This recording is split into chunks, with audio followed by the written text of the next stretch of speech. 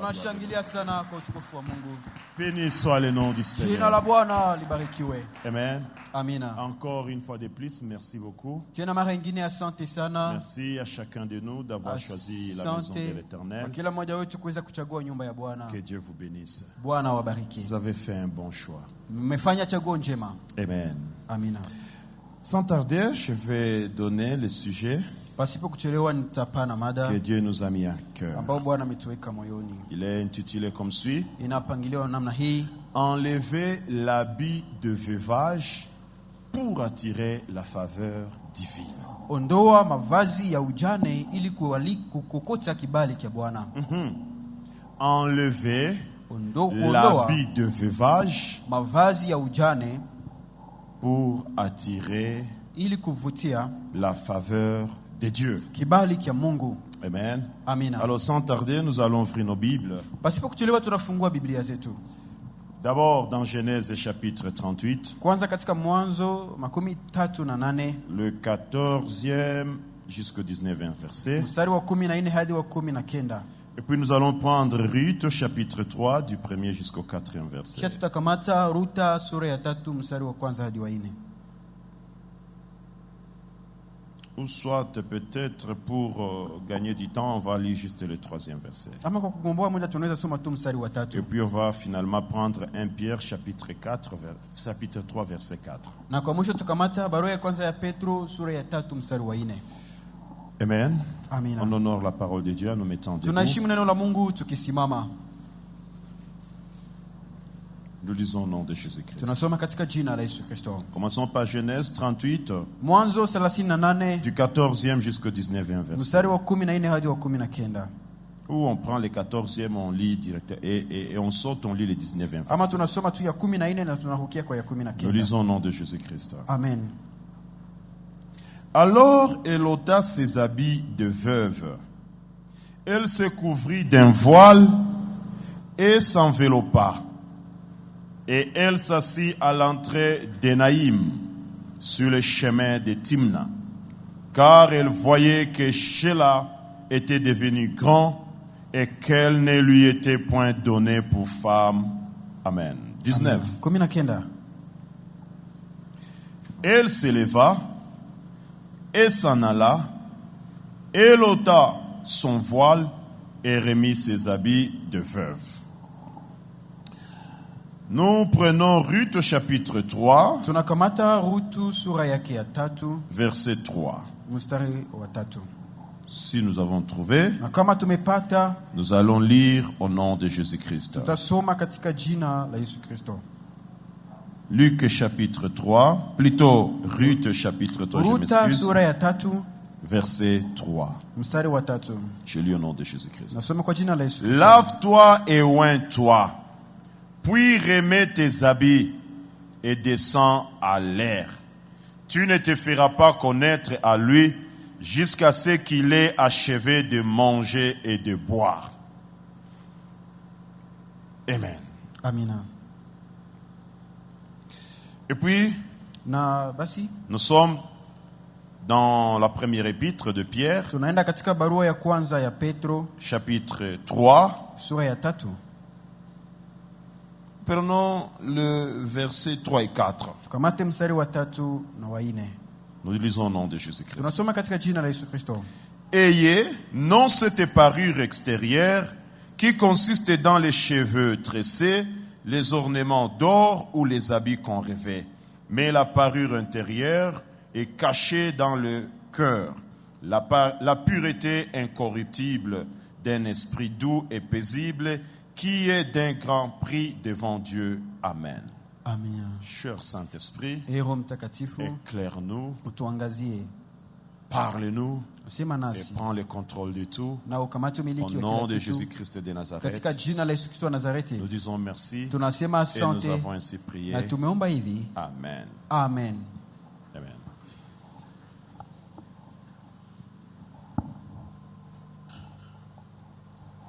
Alors, je remercie encore le Seigneur pour la grâce qu'il vient de nous accorder aujourd'hui, Basi nambariki tena Bwana kwa neema ambayo ametujalia siku ya leo d'avoir ce temps dans sa présence. ya kupata muda huu katika uwepo wake.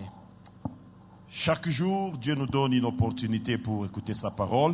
Kila siku Mungu anatupatia fursa kwa ajili ya kusikiliza neno lake. Et la parole de Dieu contient beaucoup de secrets pour nous aider à aller de l'avant. Na neno la Mungu linajaa na masiri mengi ya kutusaidia kuenda mbele. Pour nous aider à nous relever et à expérimenter la gloire de Dieu. Ili kutusaidia kunyanyuka na kuishi utukufu wa Mungu. Amen. Amina. Enlever l'habit de noces pour attirer, plutôt l'habit de veuvage pour attirer la faveur de Dieu. Ondoa vazi la ujane ili kuvutia kibali cha Je vais Bwana. partir de l'histoire de Ruth que nous connaissons. Nitazungumzia historia ya Ruth ambayo tunaijua. Ruth la Moabite. Ruth Moabu. Et nous allons voir ce que signifie enlever l'habit de veuvage pour attirer la faveur de Na Dieu. tutaona nini inamaanisha kuondoa hiyo mavazi ya ujane ili ukokote kibali cha Nous Bwana. connaissons cette histoire. Tunajua hiyo historia. La Bible dit ceci. Biblia inasema Il hivi. y avait une famille qui vivait à Bethléem. Kulikuwa jamaa mmoja ambaye iliishi Bethlehem. À cause de la famine qui va s'abattre à Bethléem, Na sababu ya njaa ambayo ilifika juu ya à Bethlehem. cause de la crise qui va surgir à Bethléem, Sababu ya ukiwa iliyofika Bethlehem. cette famille va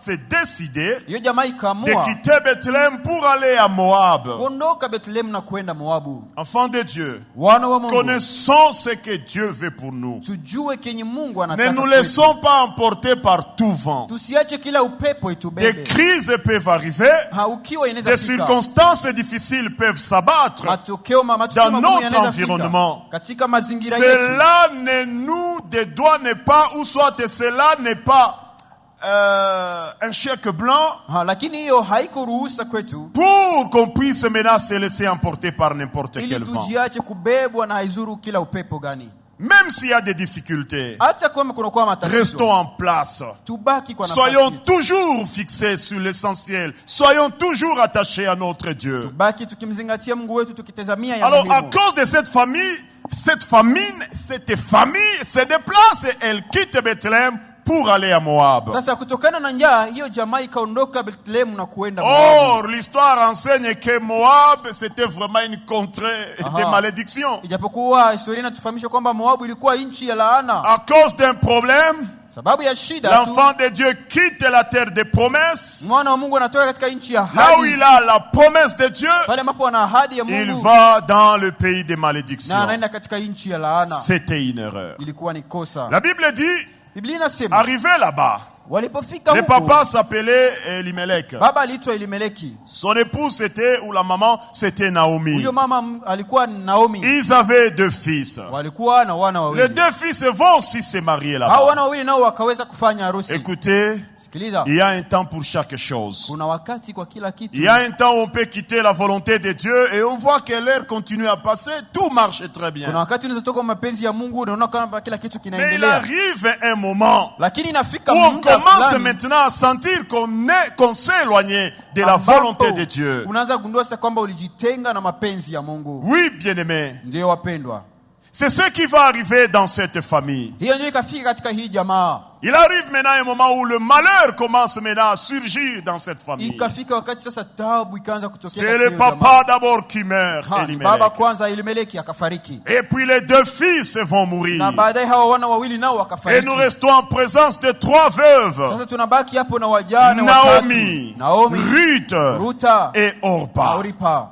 Nous connaissons très bien l'histoire pour ceux qui lisent la Bible. Kwa wale wanaosoma Biblia tunajua vizuri ya Et historia. la parole de Dieu nous recommande de lire la Na Bible. neno la Mungu linatuagiza kukuwa nasoma Biblia. Amen. Amina. Que ce livre de la loi ne s'éloigne pas de ta Na bouche. kitabu hiki cha sheria kisiondoke kinywani mwako. Faut méditer les paroles écrites dedans chaque jour. Tafakari maneno ambayo imeandikwa humo ndani kila siku. Alors voilà que les 3 veuves Tazama sasa n'ont que hawa leurs yeux pour pleurer. wajane watatu wanabaki tu na macho yao Naomi kulia. se tourne vers Ruth et Orpa. Naomi anawageukia Ruth Et na leur Orpa. dit, Anawaambia, voilà maintenant ce qui vient de s'abattre sur nous. tazama sasa ambayo Il n'y a imetufikia. pas moyen de faire autrement. Hakuna kingine cha En tout kufanya. cas, je vous suggère à chacune de rentrer chez elle. Mimi naomba kila mmoja arudi kwao.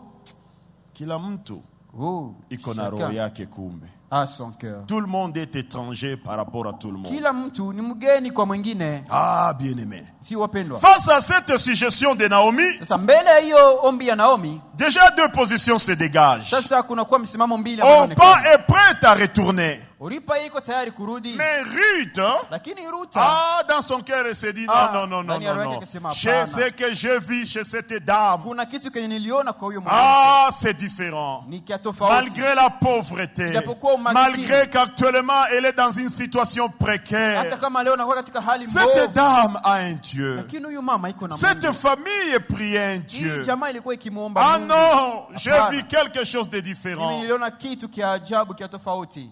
Vous savez, bien aimé, Najua wapendwa, il faut avoir des valeurs dans la vie. inabidi kuwa na thamani Il ne faut pas zimoja katika être maisha. une personne légère, sans Usikuwe na valeur. kuwa mtu mwenye hana kitu ndani mwake, iko tu Tu peux être rejareja, emporté par n'importe quel vent. mwenye aizuru kila upepo inaweza Non, mbeba. bien-aimé, Hapana, il faut mpendwa. avoir des valeurs Inabidi kuwa na et avoir la masamani constance dans les valeurs. na kuwa na msimamo katika masamani. Ruth Ruta s'est dit quand même, je me suis engagé. akasema, J'ai nilikamata fait une msimamo alliance kweli. avec cette famille. Nilifanya agano pamoja na hii jamaa. Maintenant, voilà qu'elle est restée veuve, la Tazama Naomi. sasa huyu Naomi amebaki Je ne mjane. vais pas la laisser. C'est Sitamwacha. vrai, je suis encore une jeune femme. Jioni kingali Je binti peux me mdogo, trouver des maris. naweza pata mume Non. tena, lakini Je ne vais hapana, pas laisser cette dame. sitaacha huyo Il y a mama. des gens qui ont des valeurs dans la vie, bien-aimée. Pendo, kuko watu wenye wanakuwa na masamani mu maisha Ce yao. n'est pas à cause de l'argent ou à cause du matériel ou des impressions qui Haiko- sera emporté. Haiko juu ya pesa ama juu ya pato ama juu ya S'il vitu doit te vitu vitabebwa. respecter, Kama anaweza il te kukuheshimu, respecte non pas parce que tu es friqué, non pas parce que tu es riche. anakuheshimu haiko juu uko utajiri ama Il juu te uko na pesa, respecte parce que tu es une personne humaine. lakini anakuheshimu sababu uko mwanadamu, Tu es une âme de Dieu. uko nafsi ya Et il Mungu te respecte comme na ça. anakuheshimu Que tu hivyo. sois riche, que tu sois pauvre, Ouais, il tajiri. te respecte seulement à cause de ton humanité. Uwe maskini anakuheshimu sababu tu ya uutu Naomi wako. n'a rien. Naomi hana kitu, Mais Ruth se dit, je ne vais pas lâcher cette femme. lakini Ruth anasema sitamwacha J'irai huyo avec mwanamke. elle. Nitaenda Il faut pamoja naye. avoir des valeurs dans la vie. Inabidi kuwa Et na c'est la masamani mu volonté maisha. de Dieu, bien-aimé. Na ni mapenzi ya Mungu Et wapendwa. Dieu aime les gens qui ont des valeurs et qui sont attachés à ces valeurs. Na Mungu anapendaka watu wenye wako na samani na Et voilà maintenant wanazizingatia. que Orpa Tazama décide sasa- d'aller faire sa vie, Oripa anaamua kwenda fanya mais maisha yake, Ruth décide d'aller avec Naomi. lakini Ruth anaamua kwenda na Naomi. Naomi dit, moi je rentre chez nous à Bethléem. Naomi anasema mimi neno arudi Les kwetu choses Bethlehemu. venaient de se restaurer à Bethléem. Kule kwao Bethlehemu mambo yalikuwa C'est yamerekebishwa vrai, tena. elle rentre dans une mauvaise posture, Ndio anarudi akiwa katika hali mbaya. pauvre, Maskini, elle a perdu tous les biens, amepoteza mali yote. elle a perdu ses enfants, Amepoteza watoto elle a wake. perdu son mari. Amepoteza mume Alors wake. elle rentre dans une mauvaise position, Anarudi katika hali mais mbovu. malgré cela, Lakini japokuwa Ruth hiyo, est attachée Ruta aux valeurs anazingatia thamani essentielles de la vie. za muhimu za Elle maisha. s'attache à Naomi. Anamzingatia Et na- voilà qu'elle rentre ensemble à Bethléem. Tazama wanarudi pamoja Bethlehemu. Maintenant, là où nous avons lu, qu'est-ce qui arrive, bien-aimé? Sasa ambapo tumesoma nini inafika La mpendwa? Bible dit quand ils retournaient, quand les deux personnages là retournaient, Biblia inasema wakati hao watu wawili walikuwa wakirudi, tout le monde les regardait en disant, Mareio, kila mtu alikuwa akitazama anasema, dizi me vaivia oh, angelo. cette fois-ci les choses Et face à cette pression populaire, na kutokana sana na hiyo mvuto Naomi hiyo, elle-même, watu, elle pressure. commence à dire, Naomi ne mwenyewe m'appelez anasema, plus Naomi, oh msiniite Naomi appelez-moi tena, Mara, mniite parce que Mara, l'Éternel a rendu ma vie amère. sababu Bwana amefanya maisha yangu kuwa C'est machungu. l'amertume que je suis en train de vivre. Niko naishi sasa uchungu. Oui, c'est ce que Naomi est en train de dire. Ndio Naomi iko nasema. En Israël, bien-aimé, Katika Israeli wapendwa, j'ai dit, il y avait une mauvaise habitude, nasema kulikuwa un tabia mbaya. mauvais traitement à l'égard des veuves. Wajane walikuwa wanawatendeaka vibaya. Amen. Amina. Deux veuves sont de retour. Sasa wajane wawili wanakuja. Le dictionnaire biblique Hiyo kamusi ya Biblia donne la description de ce qu'était la veuve en Israël. inaeleza gisi mjane alikuwa anaishi huko katika Israeli. Elle dit ceci, plutôt elle dit ceci, Kamusi la inasema veuve portait une robe spéciale. huyo mjane alikuwa anavaa kanzu moja hivi ya Kuko kipekee kanzu yenye jane balikuwa wanavalaka. qui était réservée C'est là où nous avons lu dans Genèse chapitre 38, pale tulisoma katika Mwanzo 38 là où Tamar aussi avait son habit là de veuvage. pale ambapo Tamari naye alikuwa na hiyo kanzu yake ya ujane. Non seulement elles avaient une robe spéciale de veuvage, Hawakuisha tu kuwa na hiyo kanzu yao ya ujane, quand elles se retrouvaient dans cette situation, Sasa wanajikuta katika hiyo Elle hali. devait enlever sur eux tout ce qui pouvait briller. Wangeliondoa juu yao kete kinaweza ng'aa. Elles enlevaient les bijoux. Anaondoa hiyo Donc mabiju. kusikotaka kitu kwa kumangarisha. Qu'il n'ait rien qui puisse donner de l'éclat. Elle se saignait d'un sac. Anajifunga hata Manake alama ya umaskini kabisa. comme signe de Anavala jo pauvreté. gunia Elle porte des sacs. mukiuno. Aha. Alors, Chose grave encore ou pire, tena ya kushangaza na mbaya zaidi, les veuves wajane hawa se dénouaient la chevelure walikuwa et wakiondoa manywele. ne soignaient pas la tête. Walikuwa Anabomola nywele. hawatengenezi Hawezi kichwa. tengeneza asi azifunge hata azifundike bongo. même tresser ses Inafana bibomola Qu'elle na asitia mo mafuta. ça, et qu'elle Manake puisse pas ukimwona embellir. tu Donc en la voyant wewe peko seulement, unasema tu huyu dis, ah, celle-ci, amepigwa. il est frappé Huyu vraiment. Celle-ci, ni mawable. elle est mawab. Voilà ce qu'était la description des veuves Tazama ambayo ilikuwa hali ya wajane en Israël. katika Israeli. Ils avaient un habit Walikuwa na vazi de veuvage. ya ujane Ils enlevaient tout ce qui pouvait na briller walikuwa sur naondoa elles. yote ambayo inaweza ngaa kwao. Elles se saignaient d'un sac. Wanajifunga hata magunia, Elles dénouaient leurs chevelures. wanabomoa manywele zao. Elles ne s'éloignaient pas la tête. Hawakukuwa najipaka hata mafuta kwenye kichwa. Quand nous analysons ces caractéristiques, bien-aimés, Wakati tunatazama hizo hali, mpendwa, la robe, souvent sur le plan spirituel, représente une conduite. mara fulani kwa hali ya kiroho kanzu inakuwa kama mwenendo, Hein, c'est comme un comportement. inakuwa ni kama tabia fulani. Quand on nous dit de laver nos robes dans le sang de l'agneau, Wanapotuambia tufue mavazi yetu katika damu ya c'est mwana qu'on kondoo, doit être purifié de toute iniquité. sema tunapaswa kusafishwa na uchafu wote. La robe, les habits, hein, c'est la conduite. Hiyo mavazi inamaanisha mwenendo, Et là, nous comprenons na hapa tunaelewa que beaucoup plus, hein, ya kwamba basi zaidi, donc la veuve, la tradition lui imposait de revêtir cet aspect de veuvage. wajane, hiyo mila ya kwao iliwashurutisha kuishi hiyo hali yao ya ujane. Swahili, je peux dire ça, walikuwa wanavaa. Walikuwa wanavaa. Yani ukiwa mjane, Donc quand tu es veuve, mile ilikuwa inakuimpose unavaa ile ujane. la coutume t'imposait de porter, de t'habiller du Tout le veuvage. monde peut t'identifier comme tel. Na kila mtu atakuona tu na anajua ni mjane. Vous savez, l'onction, c'est comme l'habilitation. Unajua upako ni kama basi Kibali, madaraka. madaraka. Alors, il ne devait pas se oindre. Sasa hawangelijipaka. Donc, c'était le symbole d'une disgrâce. Ilikuwa ni alama ya kukosewa na kibali. Et là, nous comprenons que ça impactait même la Na mentalité. tunaelewa kwamba ilikuwa nagusa hata na akili yao. Ça veut dire on devait maintenant avoir la mentalité de veuvage. Sema ungeliishi sasa unakuwa na akili tu ya ujane. Et on était précaire. Na basi unakuwa katika hali mbaya.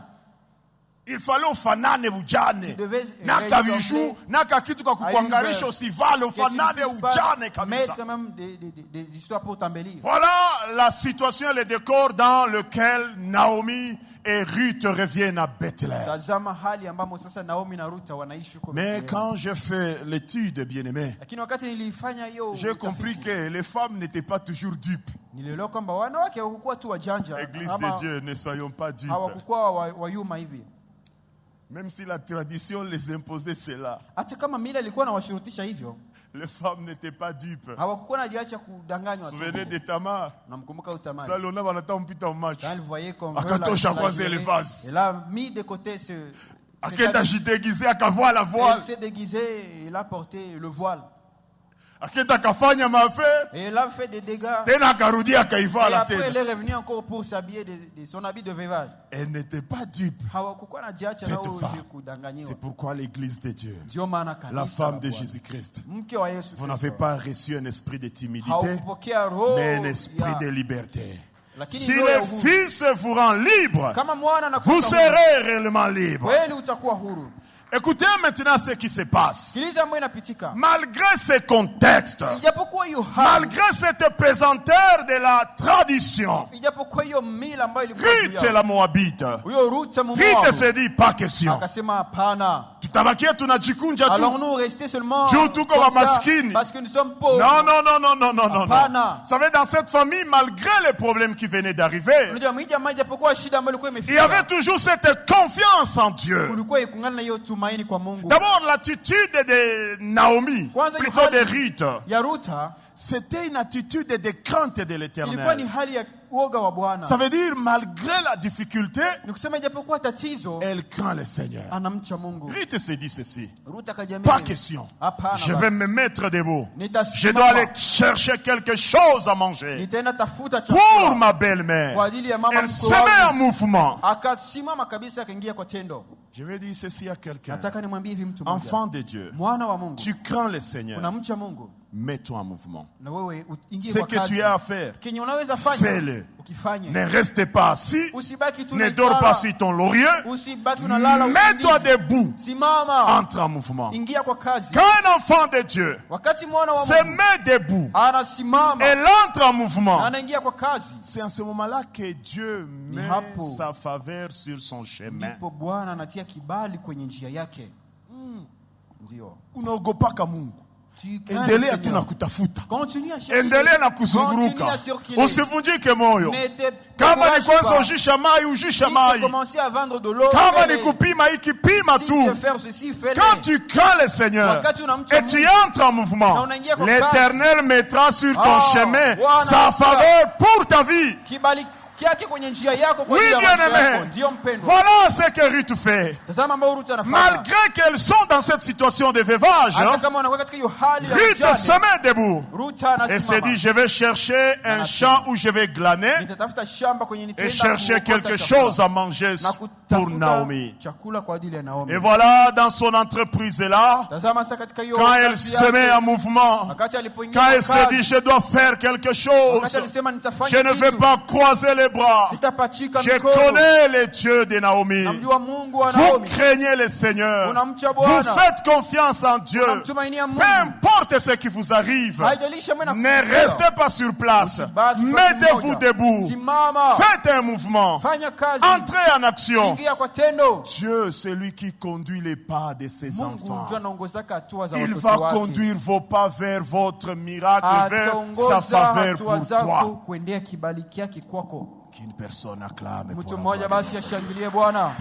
Oui, une Ndio. manière de sceller et de s'approprier cette parole Namna ya kuweka muhuri na et de kujichukulia se dire, hili je neno. vais me mettre debout. Na kujiambia Je nitasimama. vais faire un mouvement. Nitafanya Je ne kazi. veux pas rester inerte. Nitabaki fasi moja. Alors quelque chose arrive. Sasa kitu moja ikafika. Les jours où Ruth se met debout Siku ambao Ruth akasimama. pour se dire hapana. Ili akajiambia, Ah, non, sitabakia tunavaa je ne tu. vais pas rester Mujane. habillé du veuvage. Même si tradition napenda nivale Même si la mujane. coutume veut que Que je j'ai la m'habille du veuvage. mentalité de veuve. Niwe na hiyo hali tu ya Que j'ai la kijane. conduite de veuve. Niwe na mwenendo ya wajane.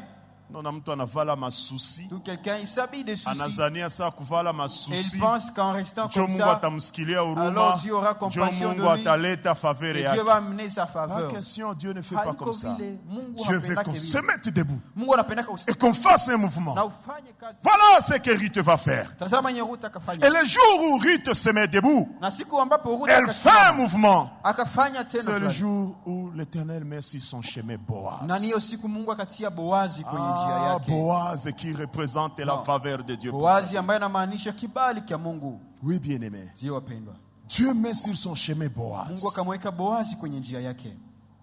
Et comme c'est Dieu Na kuona gisi qui a dans ses mains même le cœur de roi. Mungu ndiye mwenye iko mu mikono yake na roho. Ah, ya le mfalme. cœur de Boaz Ha, est roho ya attiré Boazi par Ruth. ikavutiwa na Ruta. Le premier jour ou la première occasion, Kwa hiyo tu fursa ya kwanza il n'y a que le signal kuna alama tu hein, de cette faveur de ya Dieu. hiyo kibali kya Mungu. Ce jour-là, Hiyo siku c'est vrai, ni kweli Ruth trouve faveur, Ruta anapata on lui kibali. permet de glaner. Wanampatia Boaz Ruta donne vune. même l'ordre à ses serviteurs Na Boazi de laisser tomber beaucoup de blé Anapatia Ruta pour wale que watumishi Ruth wake glane une waangushe grande ngano quantité ngano ya mingi juu huyo Ruta Mais là, apate la mayonnaise n'a pas encore collé. itamsaidia, lakini hapa mambo hayakamata, Mambo hayakamata mambo vizuri. hayakamata vizuri. La mayonnaise n'a pas encore collé. Mambo hayakamata vizuri. Écoutez comment les choses vont se passer. Sikia kisi mambo yakapitika. Ruth retourne en famille. Ruta anarudi katika Elle jamaa, rentre chez Naomi. anarudi kwa Naomi Elle raconte à Naomi tout ce qui venait de se na passer. akamwelezea Naomi yote ambayo imepitika.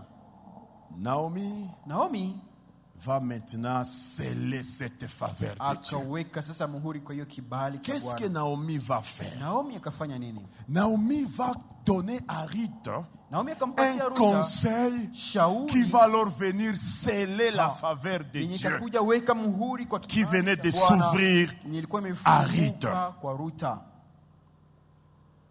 Parfois, lorsqu'on lit ces passages, Mara fulani wakati unasoma hiyo shairi, quand on lit ce que Naomi avait dit à Ruth, sasa unasoma kenye Naomi alimwambia Ruta, on peut penser que unaweza waza kwamba Naomi avait Naomi alikuwa donné des mauvais conseils à Ruth alipatia Ruta mashauri pour que mabaya Ruth aille séduire ili Ruta aende Boaz. kumshawishi huyo Mais Boazi, ce n'est pas ça. lakini haikukuwa vile. Quand Naomi dit à Ruth, Wakati Naomi anamwambia Ruta, toi, wewe oins-toi, ujipakae mafuta, lave-toi très bien, ujioshe et tu vizuri, iras te coucher aux pieds na utaenda kulala kwenye miguu de ya Boaz. Boazi. Il y avait une tradition en Israël Kulikuwa mila fulani katika Israeli selon laquelle, ambayo kulingana nayo, quand quelqu'un venait de mourir, wakati mtu alikuwa amefariki, son frère ou son parent le plus proche ndugu yake wa karibu devait avoir le droit de rachat sur sa femme. angelipashwa tena kumchukua mke Et donc, wake. ce que Naomi est en train de donner comme conseil à Ruth, Naomi iko napatia kama shauri c'est kwa en Ruta. fonction de la connaissance de cette Ilikuwa tradition-là. ni kutokana na hiyo mila na hiyo sheria. Naomi connaît qu'Elimelech et Boaz ont des parentés. Naomi anajua kwamba Elimeleki na Boazi Le wanakuwa conseil wandugu. que Naomi donne à Ruth, Sasa na shauri ambayo Naomi c'est anampatia en Ruta, fonction de cette tradition-là qu'elle connaît. ilikuwa ni kutokana na hiyo mila ambayo anaijua.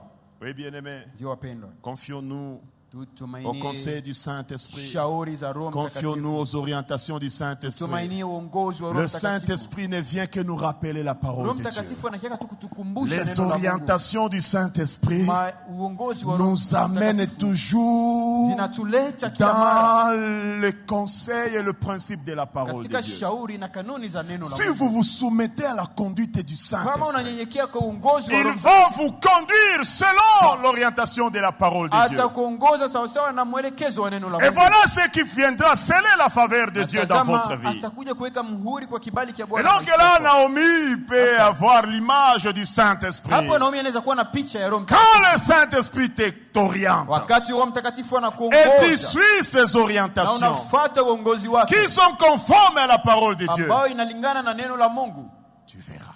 utaona. Alors, voilà, C'est ça. voyons un peu ce que Naomi Tuone va kenye dire à Ruth. Naomi akamwambia Ruta, Et c'est là où nous avons trouvé na ni notre hapo thème. tulipata mada yetu. Je vois le conseil de Naomi à Ruth en deux temps. Naona hiyo shauri ya Naomi kwa Ruta katika nukta mbili. Naomi dit à Ruth, Naomi anamwambia Ruta, écoute, sikia, toi, tu Oui. dois te laver. uende kujiosha Tu dois enlever cet habit-là na de uondoe veuvage. hiyo vazi ya Tu ujane. dois enlever cette apparence de Ondoa hiyo veuvage. hali ya Tu ujane, dois enlever cette Ondoa parure de veuvage. hiyo mapambo ya ujane. Tu vas te laver. Utawenda kuoga, Tu vas te oindre. utapaka mafuta, Et puis tu vas aller encore kisha utaenda vers cet homme. utamwendea huyo Tu mtu, verras ce qui va se passer. utaona kenye kitapitika. Oui, bien-aimé. Ndio wapendwa, Oui, bien-aimé. ndio wapendwa, Deux conseils. shauri mbili. Enlevez d'abord l'habit de veuvage. Kuondoa kwanza mavazi ya Enlevez ujane, d'abord kuondoa cette parure-là de hiyo veuvage. mapambo ya ujane, Ensuite, revêtir na sasa uvike d'un nouvel habit. vazi mpya Se oindre na ujipake et mafuta avancer. na Et uendelee, aller se mettre aux pieds de uende Boaz. kwenye miguu ya Boazi. Bien-aimé, Wapendwa, enfant de Dieu, mwana wa Mungu, l'esprit que nous avons reçu, c'est l'esprit de liberté. roho ambaye tulimpokea ni roho wa uhuru. Beaucoup de gens sont en train d'avancer avec le Seigneur, Watu wengi wako wakiendelea na Bwana, tout en continuant à porter l'habit de veuvage. lakini wakiendelea kuvaa mavazi ya ujane. Vous trouvez quelqu'un, il se dit être dans le Seigneur, Mtu anajiambia iko ndani ya mais il Bwana, continue à marcher avec des fardeaux. lakini anaendelea kutembea na mizigo. cet habit de veuvage hiyo là, mavazi ya ujane cette ancienne vie, ni hiyo maisha ya kale avec beaucoup de fardeaux. ambayo inajaa na mizigo Vous savez, mingi. quand même le Seigneur disait, venez à moi, vous tous qui êtes fatigués, chargés de lourds fardeaux, je vais vous soulager. Hata wakati Bwana alisema kujeni kwangu nyote mnaokuwa na mizigo mzito na nitawapumzisha. C'est parce qu'il comparait cette ancienne vie qu'on avait à un fardeau. Ni sababu alilinganisha hiyo maisha ya kale ambayo tulikuwa nayo na mizigo. Oui, bien-aimés, Ndio wapendwa, n'aimons pas tusipende avancer avec le Seigneur. tuendelee na Bwana, N'aimons pas retourner dans Bethléem tusipende turudi Bethlehemu tout en continuant à porter tukiendelea les kubeba fardeaux de cet habit de veuvage. mizigo ya hiyo mavazi ya ujane. Sinon, on ne va pas expérimenter le repos. Kama sivyo hatutapata pumziko. Un papa donnait toujours un exemple. Baba mmoja anapanaka kila siku mfano moja. Un jour, un camion passait Siku moja gari ilikuwa et le ikipita camion va voir une dame, na gari une ikamwona vieille femme qui avait son fagot là, son colis de mmoja manioc. mzee ambaye alikuwa anabeba Et le mzigo chauffeur a wake eu wa pitié, de cette dame. dereva akamsikilia huruma huyo Il a dit à cette dame, monte, je Akamwambia, vais t'aider. mama panda huko ndani Je ya gari vais te nikusaidie. faire arriver jusqu'en destination. Nikufikishe kwenye uko naenda. Mais la dame, Lakini elle mama- entre, elle monte sur le camion. Anapanda kwenye Au lieu gari. de mettre son fardeau à côté, Kuliko sasa tie mzigo wake pembeni. elle est dans le camion avec Lakini iko toujours son fardeau. mugari na anabeba tena mzigo. Non, bien wake. aimé, vous n'allez pas vous reposer. Pale hautapumzika. Vous êtes dans le camion. Uko ndani ya gari. Mais avec l'habit de veuvage, Lakini pamoja na hiyo vous mavazi ya retournez ujane. à Bethléem. Unarudi Mais Bethlehemu avec l'habit de na veuvage, mavazi ya ujane. vous serez toujours fatigué. Utaendelea kuchoka. Tondo et Mizigo. Enlevons autant nos Tondo fardeaux. et Mizigo. Mettons de côté nos Ndani ya fardeaux wokovu wetu.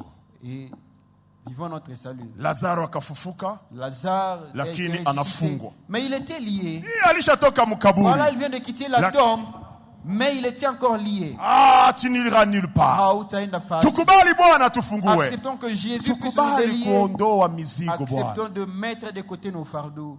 Ne soyons pas dans le salut, Tusikuwe mwokovu en train de revêtir des na soucis, tunavaa tena mauzuni, en train de revêtir la jalousie, tunavaa wivu, en train de revêtir toujours, de Tunavaa- porter le mauvais cœur. tunabeba roho mbaya. Acceptons que la parole de Dieu nous décharge et nous débarrasse de toute forme de fardeau. Neno la Mungu litupumzikishe, zilituondolee mizigo Sinon, nous yote. n'allons pas expérimenter la faveur de Dieu. Kama sivyo hatutaishi kibali kia Nous n'allons Bwana. pas expérimenter le repos. Kama sivyo hatutaishi pumziko. Uko ndani ya Yesu. Tu es en Jésus. Unasema ulishakia kwa Tu dis que Yesu. tu es venu au Seigneur. Mais wewe kona ya gisu Mais na kwaka toi-même, na tu sais que kiburi. tu as de l'orgueil. C'est l'habit de veuvage. Hiyo ni mavazi ya ujane.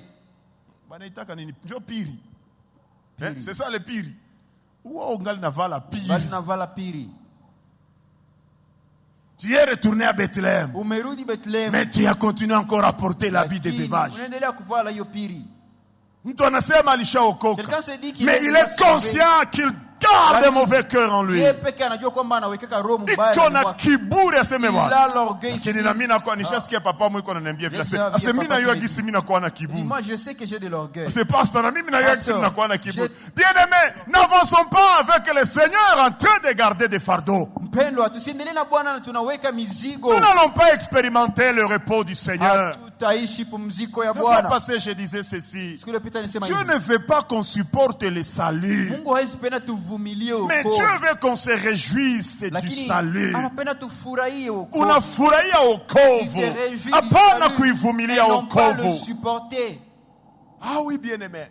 Ndiyo mpendwa. Naomi, premier temps de son conseil, Ah, il Naomi. faut d'abord enlever cet habit de veuvage. Shauri yake ya kwanza anasema ondoa kwanza hiyo kanzu ya ujane. Usiende mubwana na vifungo na mizigo. Ne va pas dans les seigneurs avec des liens. J'ai avec aimé des l'exemple de la servante de Dieu le jour de la rencontre avec les fardeaux. filles. Nilipenda mfano ya mjakazi wa Mungu hiyo siku ya Quand elle mkutano wa disait, binti alikuwa Ase, akisema imaginez-vous niko hapa. fikiria que je sois ici. Kakamba mwa mina kapitisha Ya, mushingo. voilà, Mina funga corde ako qui passe bumakopo au cou. wa matomate. Et il y a ici quelques boîtes de Kengine tomates. kakamba na kafunga L'autre mushingo. corde, je le Mina passe au funga ako bumajiwe. Et il y a quelques pierres qui sont Ingine liées. kakamba niko ako na bumifupa wa L'autre, samaki il y a, je uchafu sais pas, yote nafunga. quelques- Ingine majiwe. Je serai pas à Justement l'aise. si t'as quoi, Utakuwa unatembea aye. comment tu vas marcher? Mizigo. Les fardeaux. Tout est mizigo. Alors, mettons de Laissons côté la les parole fardeaux. de Dieu nous débarrasser de Tuache neno la mauvais Mungu. caractère. Litutenganishe na tabia Sinon, za nous mbaya. n'allons pas expérimenter le repos et la faveur du Kama Seigneur. sivyo hatutaishi pumziko na kibali kia La Bwana. Bible dit, Biblia inasema mwana akikuweka huru, si le Seigneur utakuwa t'affranchit, huru kweli tu seras kweli. réellement Dieu libre. nous fait libre. Mungu anatutaka tu huru. Amen. Amen. Alors, deuxièmement, Sasa ya pili, Naomi dit, Naomi anasema, papa, aha, Ruth, Ruta, nawa bien, unao mzuri, Vala lave-toi bien. na uvale mzuri. rudisha mabisho, rudisha Remets tes jipambe. parures, ujipambe mzuri. Vous savez, le Saint-Esprit connaît ce qui est caché Unajua. dans les desseins de Dieu. Roho wa Mungu anajua kile Le kinafichwa. Saint-Esprit connaît les Oh, ya desseins Mungu. du cœur de Dieu. Anajua Si haja le ya Roho ya Saint-Esprit te conduit au vrai sens du mot, Kama Roho Mtakatifu anakuongoza la faveur de kweli, l'Éternel kibali ne cha va Bwana pas échapper à ta vie. hakitaepuka maisha yako. Ah oui, Ndio. la parure. Vous savez, Mapambo. l'Ancien Testament, Agano la Kale c'est l'ombre des choses avec ni kivuli ya mambo ambayo inakuja. Tamar, Tamari, alivalaka tout bien. elle s'était seulement bien habillée. Akanawa tu. Elle s'était lavée. Ah, Yoda Et kachanganiki. Judas, il a été confondu. Akakia jikuta nyuma. Il s'est Il s'est retrouvé allé après qu'il venait de commettre des bêtises. Bien-aimé, Mpendwa, Naomi dit à Ruth, Naomi anamwambia Ruta, lave-toi, unawe oins-toi, ujipakae mafuta, revêt ton habit uvae kanzu yako et vas-y. na uende. La Bible dit ceci, Ninasema hivi que notre ornement ya kwamba mapambo yetu ne va pas consister à la parure haiko extérieure tu hiyo mapambo ya qui consiste nje, dans les tresses de cheveux Ambayo ou je sais kusuka quoi, nywele, mais la parure intérieure. lakini ni mapambo ya ndani, La parure intérieure. mapambo ya ndani. Ukijipamba ndani mwako, Si tu peux te parer eh dedans Bwana, de toi, faveur ya Bwana la faveur itakupitako. de Dieu ne va pas Faveur ya passer Bwana sur ta vie. itakupitako. La faveur de Dieu ne va pas te quitter. Si tu tournes dans le cœur, Kama unajipamba la ndani ya Mungu, faveur de l'Éternel kibali ya Bwana sera maintenant scellée dans ta vie. itawekwa muhuri mu maisha yako. Oui, bien-aimé. Ndio mpendwa, Nous disions que, tulisema selon la tradition, kulingana na mila, la veuve ne pouvait plus porter des bijoux. jane hangalivaa tena hiyo mabiju. La veuve ne pouvait pas se oindre la Jane tête. hangalijipaka mafuta kichwani. Elle devait dénouer ses cheveux, laisser ses cheveux en Angelibomoa tu désordre. nywele zake na Elle kuzivuruga. devait se ceindre à Angelijifunga la hanche avec le sac. kwenye kiuno magunia. Voilà ce que la tradition imposait. Tazama mambo mbili Maintenant, inashirikisha. Naomi donne des conseils Tazama sasa Naomi anapana shauri dans le sens contraire. ambayo inakuwa Tosha kinyume. lule lukanzu lwa Enlève cette lwa robe lwa lwa ujani. là de veuvage Va kanzu ya et bien. mets une belle robe. Tosha vile vimanywele vya désordre. Enlève ces cheveux Na là venye vina désordonnés mafuta. qui ne Nawa! sont pas loin. Lave-toi. Pakala mafuta mzuri. Mets l'huile dans ta tête. Oui, bien-aimé. Mpendwa, Premier point de parure. nukta ya kwanza ya mapambo Il faut remettre ce qui va vous faire briller. inabidi kurudisha kenye kitakuleta Et uangare. là, nous voyons spirituellement la joie. Hapo tunaona La furaha. joie qui fait briller spirituellement un enfant de Dieu. Inaleta mtu mwana wa Mungu Et derrière angare. la joie, nous voyons tous les fruits du Na Saint-Esprit. nyuma ya furaha kunakuwa La matunda yote ya joie, Roho Mtakatifu. la Furaha, bonté. wema. Voilà Tazama le premier élément de la parure intérieure. jambo ya kwanza ya mapambo ya Le fruit ndani, du Saint-Esprit. matunda ya Roho Mtakatifu. Enfant de Dieu, Mwana wa Mungu, nous ne devons pas revêtir nos soucis. hatupashe kuvaa huzuni Nous ne devons yetu, pas revêtir nos problèmes. hatupashe kuvaa mashida Mais zetu, voilà ce que Dieu nous demande. lakini angalia kenye Mungu Pour nous anatuomba parer, ili tujipambe, revêtons-nous d'abord des fruits du tujivike Saint-Esprit. kwanza tunda la Roho Mtakatifu. Mungu anapendaka watoto yake wakuwe Dieu na veut que furaha. ses enfants aient de la joie. Les fruits du Saint-Esprit, la Matunda ya Roho bonté. Mtakatifu, wema. Dieu nous invite chaque jour à Bwana laver nos anatualika cœurs. kila siku kusafisha roho zetu. Tujikaze roze tuzikuwe bien. Efforçons-nous que nos cœurs soient Ukiona tu bien. kadoze ka roho Quand tu kutu. vois une En Swahili c'est dose bien dit, roho de kutu. mauvais cœur, Ukiona tu kadoze ka roho si tu vois kutu seulement kanaanza une petite kukuingilia, quantité de mauvais cœur kemea commencer kwa à jina entrer, alors la il faut Yesu. censurer cela au nom de Roho Jésus. kutu isipate nafasi Que ces mweye. mauvais cœurs ne puissent pas avoir la place Parlons-nous en toi. d'abord par le fruit du Saint-Esprit. Tujipambe kwanza kupitia La matunda ya Roho bonté, Mtakatifu. la Wema, bénignité, fadhili, la maîtrise de soi, kiasi, la tempérance, kiasi. surtout la joie. J'aime la Zaidi joie. furaha, mimi napenda furaha. Audrey, Israël, Audrey, Israël, Nous sommes lumière du monde, le sel de la terre. Par un sourire contagieux, annonçons au prochain. Donnons la joie au monde. Fura baba. Vivre sans stress. Kuishi bila dukuduku. Ah, que Dieu te bénisse. Cet enfant, il a une bonne émission Anakuwa na emission à la radio kipindi Grand Lac nzuri Plein Évangile kwenye radio Grand Lac que vous Plein pouvez Évangile. trouver sur Ambao utapata 96.5. kwenye mita bendi intitulé 96.5. Vivre sans stress. Ambayo inaishi vivre, ambao anasema Enfants de vivre sans Dieu, stress. Dieu nous invite à développer en nous le Bwana fruit du anatualika Saint-Esprit. ndani mwetu tuwe na matunda ya Ukiona Roho tu Mtakatifu. bima tendance moja ya Quand tu kukuwa vois mama bikwajika, certaines papa choses qui veulent bikwajika, t'amener à être toujours vinataka kuenvahir. vinataka kukubeba. Omba, kimbia mu maombi. Prie, entre dans la Dieu prière.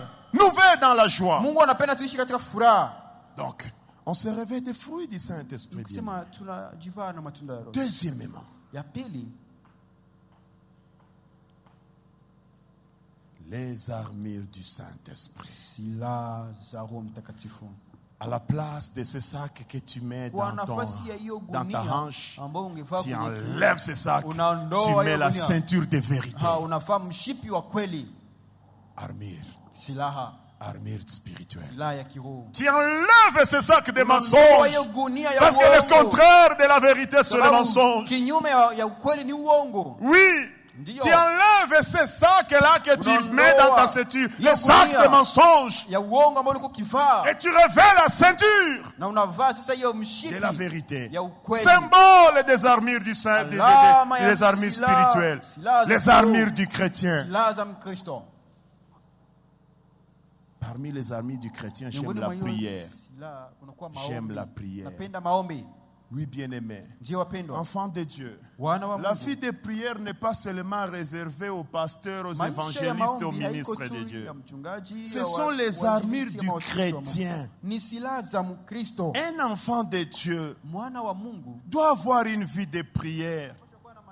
Nous devons compter sur Dieu. tunapaswa kumtegemea Mungu. Prière haina Il maformule. n'y a pas de formule pour la prière. Ingia tu kama ni magoti vile vile Mets-toi utasikia à muro genoux. yako viseme Que tu vile. sens dans ton cœur, Usiko dis-le nasema comme ça. oh misiwe Faut pas te dire, omba. moi je ne sais pas prier. Maombi La ayozake prière ne pourrit jamais. kenyoko naambia Mungu C'est leo. que tu dis à Dieu aujourd'hui. Siku moyo utaona Un matokeo jour, yake. tu verras La ton prière ne accomplissement. pourrit jamais. Maombi hayozake.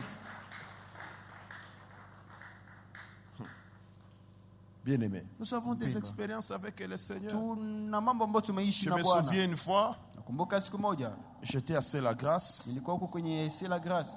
Deux jeunes gens Vijana wawili vont venir me voir. wakakuja On dit, kuniona. pasteur, Kasema mchungaji, nous voulons prier. tunapenda Et tuombe. nous voulons demander à Dieu un capital pour organiser des affaires. Nataka tuombe Mungu atupatie mwanzo ya kuanza biashara. Bakapatana. Et ils se sont convenus. Bakafungaka juma moja. Ils ont gêné pendant une Les deux semaine. jeunes gens. Wao vijana wawili. 6-18 pendant une semaine. Saa 18 Bwana. ya asubuhi ya magharibi. Unatuambia unapadaka. Seigneur, tu nous dis que tu donnes Tupatie toujours. mtai Bwana. Donne-nous le début, le capital. Capital. Papa, Mpendwa. tulimalizaka tu, balimalizaka ile maombi yao. Ils ont fini leur programme de prière. Ça c'est un témoignage. Hiyo ni ushuhuda. Takiwa ndeza kwambia jinabo Tu tenda peux venir me bauliza. voir à côté, je vais te donner leur nom, tu vas les demander après. Kuko fasi mwako nilikuwa natembelea huko. Il y a quelque part où on allait, Nikapata kilaka moya hivi. j'ai trouvé un couple là-bas. Bikanishinda. Ça a été difficile pour moi. Nikaambia bale babiana. J'ai dit à ces Eh gens, bwana huku ici, kuko hivi na hivi na il y hivi. a ceci, cela. Curieusement zenye kila mtu alikuwa naomba Mungu njo zenye Na kwa akapata. kushangaza, c'est que chacun demandait à Dieu ce qu'il avait eu. Balishangalaka Et ils sana. étaient Et tellement moi-même étonnés. j'étais étonné. Na mimi mwenyewe nikashangaa. Kisha afere Après- yenye mmoja alikuwa anapenda afai. C'est que l'un voulait faire. Siku moja vitu tunatoka mkilte Un matinal. jour, on quitte dans le culte matinal. Anakutana na mtu mmoja Il kunjia. rencontre quelqu'un sur la route. Anamsalimi. Il le salue. Anaanza muuliza habari. Il commence à lui demander les nouvelles. Anamwambia se wana niko nenda Kigali Non, je suis kutafuta allé à buma Kigali. bidon. Et lui voulait chercher des bidons Na vides. alikuwa anatafuta tu mabidon hivi za watu. Ule mtu mwenye alienda La salimia personne seulement qui na l'a njo mwenye salué, iko na réponse ya et kumpatia c'était kuile la mabidon personne zenye kwa qui avait natafuta. la solution Bien-aimé. pour le problème qu'il avait. Mungu Mpendwa, iko. Dieu est vivant. Mungu yu hai. Dieu est vivant. Mungu anasikiaka. Dieu entend. Mungu Dieu anatendaka. agit. Enlevons seulement l'habit de veuvage. Tuondoe tu mavazi ya ujana. Revêtons-nous des armures de l'esprit. Silaha za roho. Oui, bien-aimé. Dieu mpendwa. Incarnons en nous les fruits du Saint-Esprit. tuvike ndani mwetu matunda La ya Roho faveur Mtakatifu. de Dieu Kibali cha Bwana est sur notre chemin. inakuwa kwenye njia yetu. Quand Ruth Wakati Ruta enlève l'habit de veuvage, anaondoa hiyo mavazi ya ujane, se lave, amenawa kabisa, se oint, amepaka mafuta, il remet le nouvel habit. anavaa mavazi mapya. Boazi sasa anakuya bien mu maisha Et yake. maintenant Boaz vient réellement dans sa vie. Boazi akakuya bien mu maisha yake. Boaz est venu dans sa vie. Que représente Boaz? Boaz anawakilisha La nini? Bible dit d'abord c'était un homme riche. Je sema kwanza alikuwa ni mtu alikuwa tajiri. Bien aimé. Wapendwa, Or c'est la bénédiction de l'Éternel qui enrichit. ijapokuwa ni baraka ya Bwana ndiyo inatajirisha. Sa utatosha nguo ya ujane, Quand tu vas ôter la vie de unanawa, veuvage, tu vas te laver, unavaa tu vas te hizo revêtir tunda za Roho des Mtakatifu, fruits du hizo Saint-Esprit, silaha za Roho des Mtakatifu, armures du Saint-Esprit. utarudisha baraka ya Tu Mungu mu vas maisha yako. ramener la bénédiction de Dieu dans Ndiyo ta vie. wapendwa, Oui, bien-aimé. Boaz cela sera scellé dans ta vie. Boazi ataingia kabisa na kuweka mhuri maisha yako. Boaz est présenté encore Boazi anawakilisha tena comme un homme d'honneur, kama basi mtu wa mtu wa heshima. Mtu wa heshima. Il avait honoré la mémoire de son frère, le mari, Ambaye l'ancien mari de Ruth. aliheshimisha kumbukumbu ya huyo ndugu yake ambaye alikuwa mume wa kale wa Naomi. Si wengine walikuwa wanakwepa. Les autres prenaient fuite. Nakumbuka Yuda gisi alikuwa anakwepesha watoto yake, rappelez alikwepesha Shela Comment Judas avait mis de côté Sheila juu wasiende na Tamar. pour qu'il ne puisse pas aller avec Tamar. Eh, bien. Alipashwa Il devait mukamata mais la anamukwepa. récupérer, Mais il Boaz l'a c'était fait un homme échapper. d'honneur. Lakini Boaz alikuwa Il va honorer la mémoire du mari de l'ancien mari de ataheshimu Ruth, kumbukumbu ya huyo qui mume était son proche wa parent. kale wa Rutu ambaye alikuwa ndugu yake wa Quand karibu. tu vas enlever l'habit, Sasa utaondoa de hiyo veuvage, mavazi ya ujane, tu révèles les armées de l'esprit. unavaa Tu révèles le fruit du Saint-Esprit. unavaa matunda ya Roho Mtakatifu. L'honneur va revenir dans ta vie. Heshima itarudi mu Oui, maisha yako. bien-aimé, l'honneur va retourner dans ta vie. Heshima itarudi mu maisha yako. Oui, l'honneur sera scellé dans ta vie. Heshima itawekwa muhuri. Parce que Boaz représente l'honneur. Boazi anawakilisha heshima. Boaz représente aussi l'accomplissement de la promesse de Boazi Dieu. tena anawakilisha kukamilika kwa C'est ahadi za vrai, Mungu. cette loi de Lévira, Ndiyo hiyo sheria c'était une tradition. ilikuwa ni mila C'était yao. une loi en Ilikuwa ni Israël. sheria katika Israeli. Mais c'est pas tout le monde qui acceptait cela. Lakini kila mtu alikuwa anaitika hiyo Mais sheria. Boaz vient matérialiser cela. Lakini Boazi akakuja kuweka muhuri. Bien-aimé. kwa hiyo. Wapendwa, L'accomplissement des promesses de Dieu dans ta vie kukamilika kwa ahadi za Mungu mu maisha yako viendra itakuja lorsque tu vas enlever l'habit de wakati veuvage utaondoa mavazi ya et ujane revêtir na kuvaa tena les armées du Saint-Esprit. silaha za Roho Mtakatifu. Au fait, Basi je voudrais chuter en disant ceci. nitaka nimalizie nikisema hivi. Dieu veut nous dire ceci. Mungu anapenda tuambie hivi. Il y a une mentalité que nous devons enlever dans nos vies. Kuko hali yenye tunapasha ondoa mu maisha yetu. Oui, bien-aimé. Ndio mpendwa. Nous devons nous départir d'une certaine Tunapasha mentalité. jitenganisha na tabia moja hivi. Vous savez, la médiocrité, c'est d'abord un état d'esprit. Unajua hiyo ushamba inakuwa ni hali kwanza ya C'est roho. d'abord une mentalité. Ni tabia C'est kwanza. d'abord une attitude. Ni hali kwanza. Dieu veut que nous puissions nous débarrasser de cela. Mungu anapenda tujitenge na hiyo. Qu'on laisse la parole de Dieu nous débarrasser de tous ces mauvais Tuache neno la caractères. Mungu litutenganishe na hizo tabia zote za mbaya. Qu'on se laisse orner par le fruit du Saint-Esprit. Tuache matunda ya Roho Mtakatifu itupambe. Que les armures spirituelles ne soient pas seulement un slogan. Que nous Silaha puissions za les roho mettre en pratique. zisikuwe tu maneno lakini tuzitie kwa Je vous dis, matendo. ça va attirer la faveur de Dieu dans nos Nawaambia, vies. itakokota neema ya Mungu, kibali cha Mungu mu maisha yetu. Narudilia mfano moja. Je reviens à un exemple. Sie balimu tulisha constate hivi. Nous enseignants Ou avons bien déjà sie compris. bazazi tulisha Ou bien constate nous hivi. parents avons déjà compris ceci. Mtoto mwenye unatuma kwa masomo unaolisha msafisha bien unamvalisha bien. L'enfant que Mwalimu tu envoies à anampenda. l'école propre, Ule mtoto l'enseignant anapata l'aime. kibali mbele ya Et il mwalimu. trouve la faveur devant Monakolo cha mtoto tu anaenda na Mais uchafu. tu laisses un enfant Kapitule sale, yalikoyola amo. et avec Ndio ses anaenda no habits kwa masomo. sales, il va avec ça à Na l'école. ndio vile masomo no atakuwa anamtia nyuma Et de nyuma même tu. en classe, on va le mettre là à la fin. Wazazi ni bongo ni Est-ce que kweli. c'est pas la vérité? Mtoto mwalisafisha bien. Mais l'enfant qu'on a Banamvalisha bien, bien. bien Mamake lavé, anakatengeneza on l'a kana bien kwa vêtu, on l'a na bien mwalimu embelli. anashikuta kalisha kapenda. l'enseignant aussi va aimer l'enfant. Tujipambe kiroho. Alors mettons la Tutapata parure kibali mbele za et nous allons Bwana. trouver la faveur devant Dieu. Oui, bien-aimé. Dieu wapendwa,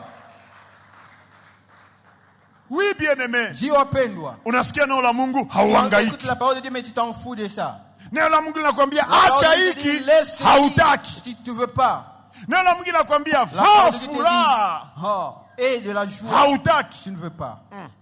Utakuwa unakuacha tu kule Et nyuma. on va te laisser toujours derrière. Vous savez, bien-aimé, Unajua wapendwa, souvent mara mingi nos attitudes influencent hali beaucoup de choses dans la zetu vie. zinavutiaka vitu vya mingi mu maisha yetu. Ona tu kale kakaruson kanakomalaka Regarde seulement na ce kananyorosha petit muraba garçon qui yake grandit, il sait repasser ses kanatia habits, cravate il ya sait bien mettre sa cravate, hein? Kanatembea na voilà, kushipenda. il marche, il s'aime. Uone tu Il faut voir, na maisha même dans tona la tu vie, kanita kanome ka on va directeur le nommer de l'école. directeur, je ne sais pas. Utenda ona tu Tu vas voir, wanaenda wala on va, ako njoo c'est kanasimamia lui qui est à kitu la fulani. tête, je ne sais pas. Kweli j'ai un Ndio, témoignage d'une dame niko na shuhuda ya mama moja qui me disait ceci. ambaye alikuwa akiniambia hivi, Elle aimait toujours être propre, alikuwa anapendaka sana kuwa msafi, mais malheureusement lakini shida elle n'avait pas d'habits. alikuwa hana manguo. Mais alikuwa anafanya Mais hivi, il faisait ceci. ile yake moya ya Son bien unique ewa habit nanitengenezaka kila siku Et dimanche là, anapasha on vala dit ile chaque moya dimanche, parce il qu'elle devait aimait être propre. tulikuwa penda kwetu safi. Ananishuhudia ye Elle m'a ase témoigné. ikafika Il wakati est arrivé un moment Mungu akafanya kwamba mu maisha yake Dieu a fait nguo isikwe dans problème. sa vie que l'habit ne soit Mara pas un mingi problème. Mungu anaendaka kukubariki Bien souvent, Dieu arrive à te bénir kufatana na jinsi na En wewe fonction tendance yako et la tendance que yenye tu una as, manifeste mu que attitude tu zako. montres dans tes attitudes. C'est pourquoi enfant de Dieu Ndio maana wana wa Mungu, ukuwe uko mawable, que tu sois ukuwe uko mawable, mateso, que tu sois ukuwe dans uko la napitia kitu souffrance, gani, que tu traverses quelques circonstances, rayonne de joie, uwe na furaha, nawa nawa vala bien, heshimisha Mungu wako. et honore ta personne. Je vous dis, les femmes en Israël avaient compris cela. Hao wanawake katika Israeli walielewa Les hilo. jours où la femme tsunamite vient de chez elle, Huyo mwanamke mtsunami anatoka. l'enfant est déjà mort à la maison. Mtoto amefariki huko nyumbani. Elle prend aussi bain. Ameoa Ananawa, anavala, Et la mise anaenda ses kwa habits. mtumishi wa Bwana. Elle va chez l'homme de Munjia Dieu. banamuuliza En ni route, on la aye, demande, qu'est-ce qu'il y a? est-ce que mambo iko sawa? Est-ce que les choses Elle marchent dit bien? tout va bien. Akasema Et pourtant yote naacha nileka maiti vizuri. kunyumba. Et pourtant elle venait de laisser un mort à la Mais maison. comme elle confesse le positif, Lakini kwa nini nakiri mambo mazuri? elle est rêvée, l'assurance, Amevaa la uhakika. confiance. Tumaini.